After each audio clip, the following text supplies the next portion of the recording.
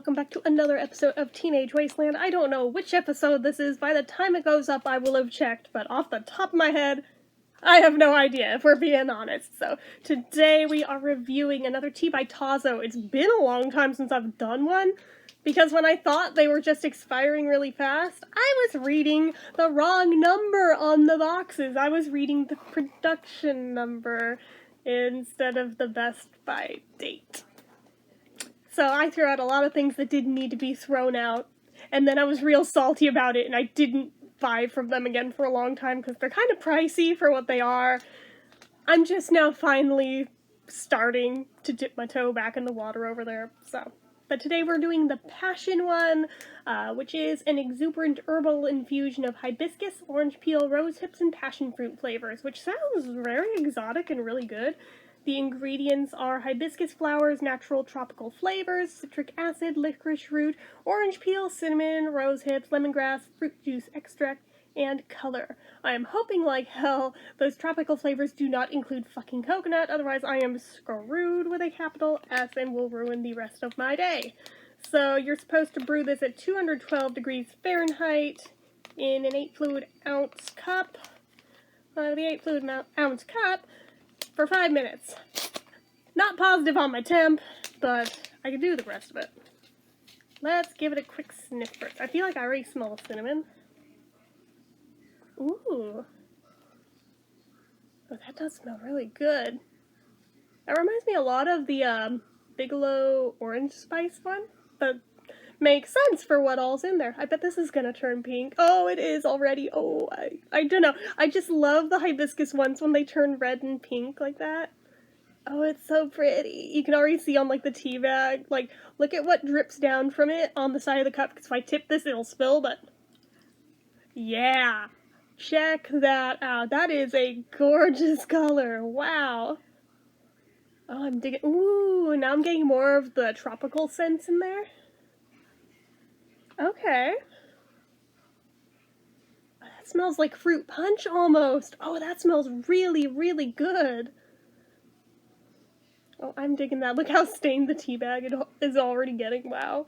But oh my gosh, I am super stoked. So while that steeps, we can look at the rest of the box. So it's got a little hibiscus flower on it, I think, unless it's passion fruit flower and an orange rind.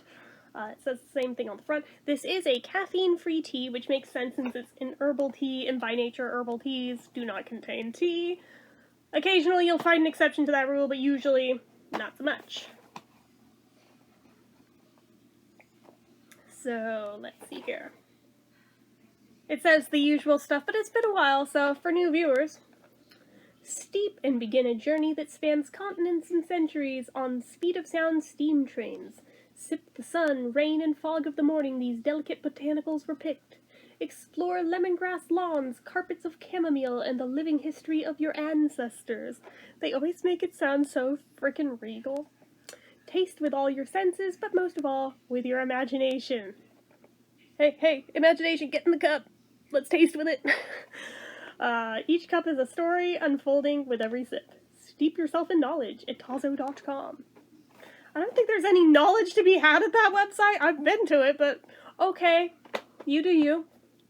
But then my favorite part of these boxes is this side right here, where it always has the ridiculous story for the flavors, and I love them. I want to see the stories for every single flavor. I get the biggest kick out of these. You'll see why. Tart rose hips and citrusy lemongrass woo the voluptuous blooms of hibiscus flowers, an infusion that's bursting with life and tinged with the color of true love to make sure you never have to live a day without passion.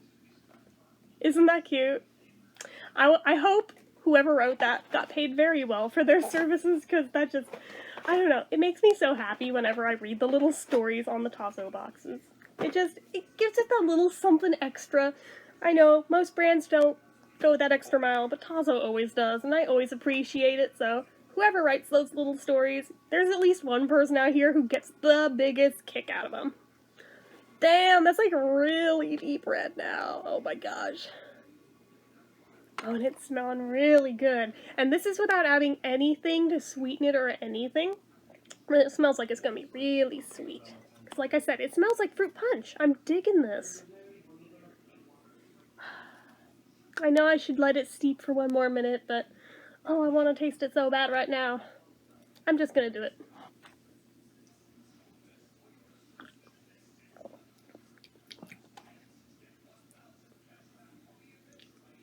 Not quite what I was expecting flavor-wise, but it is good.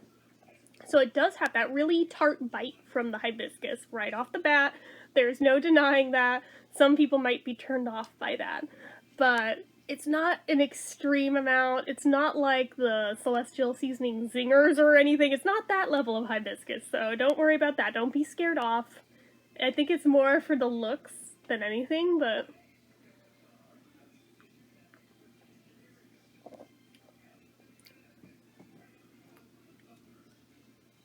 But you do get the passion fruit in there. And it's fairly front and center apart from the hibiscus, so that's really good.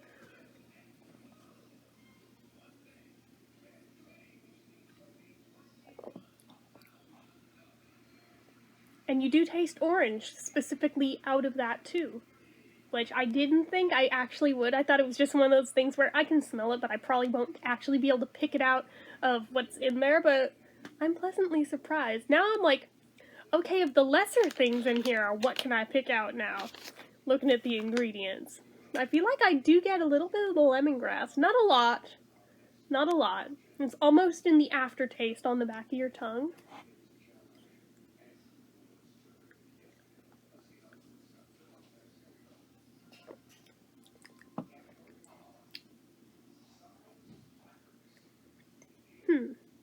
I really don't feel like I'm picking up on cinnamon flavor-wise, though. I smell it, especially in the bag, but I don't taste it. And I'm like, where are you hiding, cinnamon? I know you're in there somewhere.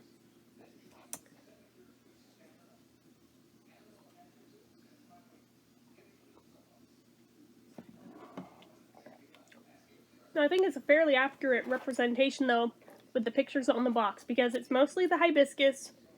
Although they don't show a passion fruit. There should be a passion fruit shown, but they're not exactly the prettiest fruit, so I guess why they don't is that. And the orange, that's basically what you taste here. It is a very nice blend. And I bet if you sweetened it just a hair, it totally would taste like fruit punch, but I just like it as is. I think it's really good.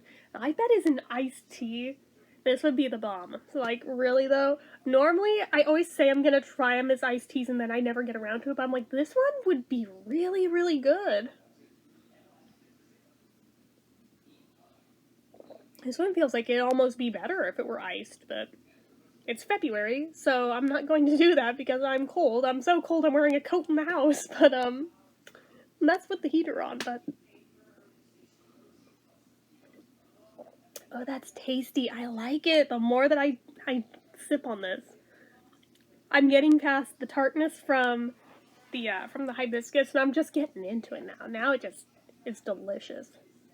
That's why people who initially are like, I don't like hibiscus teas, I'm like, give it time. Keep coming back to it. Keep sipping it anyway, because the initial bitterness that turns you off of it, you'll get over it, and then you'll start to embrace it. Because initially I thought I hated it. Like, let us go back to that initial first impressions with the Celestial Seasonings Watermelon Lime Zinger. I, like, spit that out because I so could not handle it. Now I go out of my way hunting for the ones with hibiscus, so we've come a long way. And I used to have to sweeten them. I almost never do now. And that goes just across the board for almost any tea. It is very, very rare to find one where I'm like, I'm gonna add honey or sugar or whatever to it. I almost never do now. I just, the way it's meant to be experienced, I want to experience it, you know? My sister does not share this. She will add like a huge ass big scoop, like a bakery sized scoop of sugar into her tea, to where I'm like, half your mug has got to be sugar. That is disgusting. And she's like, nah, it's good. And I'm like, you're clearly going to die drinking that. And she's like, no, it's good. And I'm like, I remember being that age. I remember doing this. So I'm like, I can only give shit so far. Because I'm like, I remember being that way. But you outgrow it. But she hasn't yet. she's also only 21, so I think I kind of got over it. How old was I? Around 17, so she's a little behind the curve, but that's okay. It's not a race.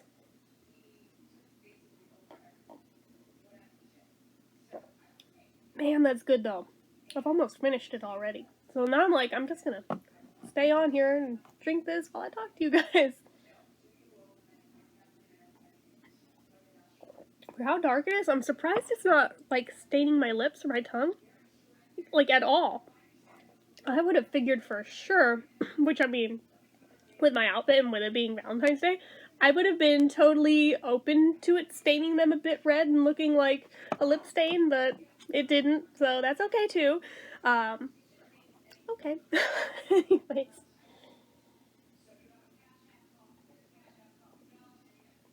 I am enjoying it immensely, though. I am so glad that I picked this up on a whim, because I wasn't sure about it. Because passion fruit things can go either way very easily. And I've seen this at the store, like, every week for literally years. I've always wondered about it. And I've always come, eventually I'll try that one. Eventually. I finally did. And now I'm like, wow, I've been missing out all this time on a really nice tea. Hold on. Yes, I'm recording. My mom just gave me this look like, who the hell are you talking to? Because I forgot to close my door before I started. So anyway, no, this one's really good. I am enjoying it. So, I think I would rate this one. What would I rate it? Well, all of the things that it has on the front of the box, you can pick up on flavor-wise. So, no issues there. I feel like it's very balanced with the sweetness and bitterness in there to where it's just very, very nice.